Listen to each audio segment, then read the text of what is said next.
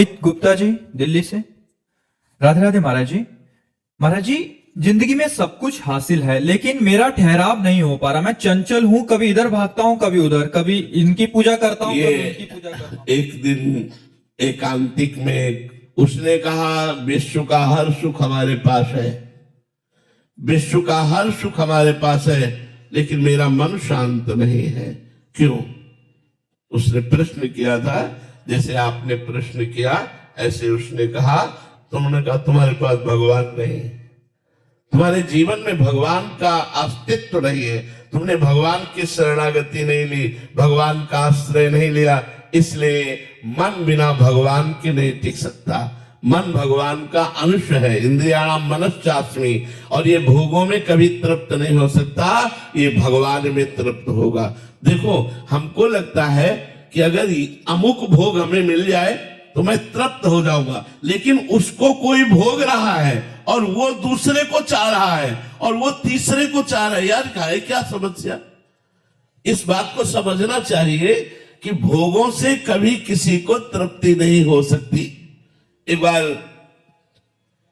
चक्रवर्ती सम्राट महाराज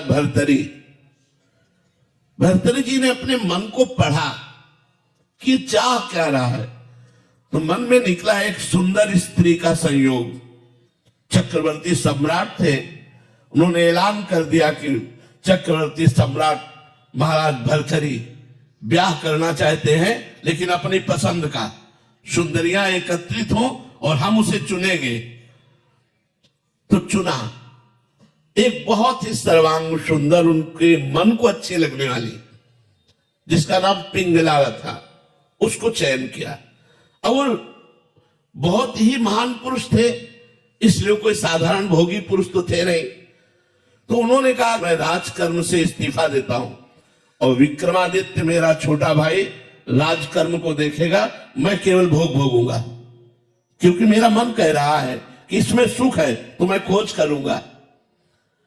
एक अलग महल हो तो चक्रवर्ती सम्राट थे, सारी व्यवस्था हो गई, राज कानून को विक्रमादित्य ने अपने हाथों में संभाल लिया। बहुत बड़े, वो भी बलशाली और बुद्धिशाली थे विक्रमादित्य जी। भर्तरी जी तो अनन्य थे, केवल पिंगला के, लेकिन पिंगला को अच्छा नहीं लगता। वो सुंदरी थी, उसका मन था और कुछ।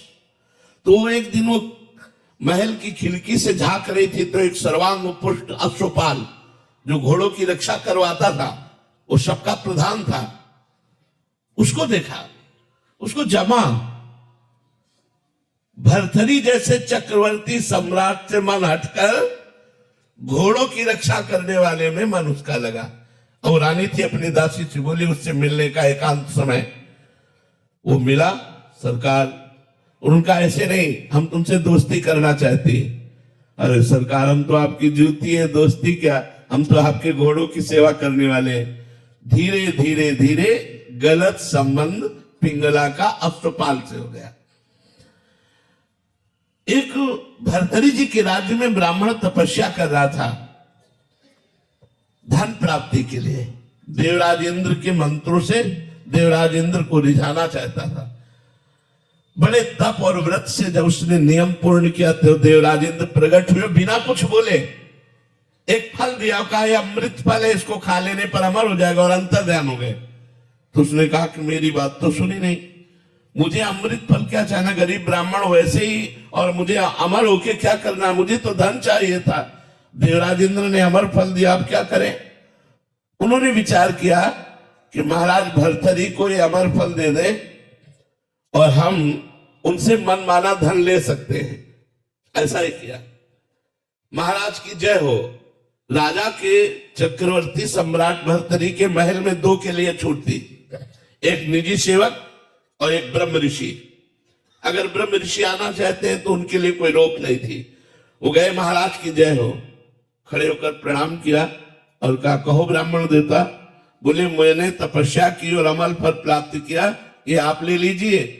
उन्होंने आदेश कर दिया, खजाने से जितना धन चाहे उनको दे दो। अमर फल लिया। विचार किया भर्तरी जी ने कि मैं तो प्यार पिंगला से करता हूं, अमर फल पाकर क्या करूंगा? यदि पिंगला अमर हो जाए तो जब तक मैं जीवित रहूंगा मेरे सामने रहेगी। पिंगला को बुलाया और कहा, मेरे राष्ट्र के ब्रह्म ऋषि ने तपस्या के द्वारा ये अमर फल प्राप्त किया, इसे आप स्वीकार कर लीजिए और खा लीजिए। उनका अमर फल तो स्नान आदि करके पवित्र अवस्था में पाया जाता, मैं पालूंगी, आप निश्चिंत रहिए। उसने विचार किया कि मैं अमर फल खाकर के क्या करूंगी, अगर मेरा दोस्त अश्वपाल अमर हो जाए तो मुझे, उसने अश्वपाल को अमर फल दे दिया। अश्वपाल का राजा के दरबार में नृत्यांगना जो नवयुवती वैश्या थी उससे भी संपर्क था। उसने सोचा अगर वो वैश्या अमर हो जाए तो मेरा जीवन सफल हो जाए। उसने अपनी प्रेमिका वैश्या को दे दिया। वैश्या ने विचार किया, मैं नाचने वाली इस अमर फल को खाकर क्या करूंगी, अगर महाराज भर्तरी अमर हो जाए तो वो फल फिर भर्तरी जी के पास पहुंच गया। वैश्या ने जाकर, जय हो सरकार, वो निजी सेवकों में थी, ये अमर फल लीजिए। भर्तरी जी ने सुना अमर फल, वैश्या राष्ट्र का ब्रह्म ऋषि बोल रहा है, वो तो समझ में आया। वैश्या से कहा, सत्य बोलना, मैं मृत्यु दंड दूंगा। ये अमर फल तुझे कहां से प्राप्त हुआ? बोले महाराज अश्वपाल से। चलो एकांत हो, जब मैं बुलाऊं तब आना। भर्तरी जी ने कहा, मैं कल दरबार में पेश हो रहा हूं। दरबार में पेश हुए, अश्वपाल को बुलाया, अगर सत्य बोलेगा तो तुझे माफ कर दूंगा, बोल तुझे ये अमर फल कहां से मिला? तो उनका महारानी पिंगला ने दिया। पिंगला से कहा कि मुझ चक्रवर्ती सम्राट से तुझे तृप्ति नहीं, अय अश्वपाल तुझे पिंगला से तृप्ति नहीं, तो वैश्या से। धिक्कार है इस काम को और इस मन को। और अपना सम्राट पद वही इस्तीफा दिया और घोर वैरागी बनकर के भजन किया और भर्तरी शतक की रचना की, जो बड़े बड़े वैरागी जन पढ़ करके वैराग्य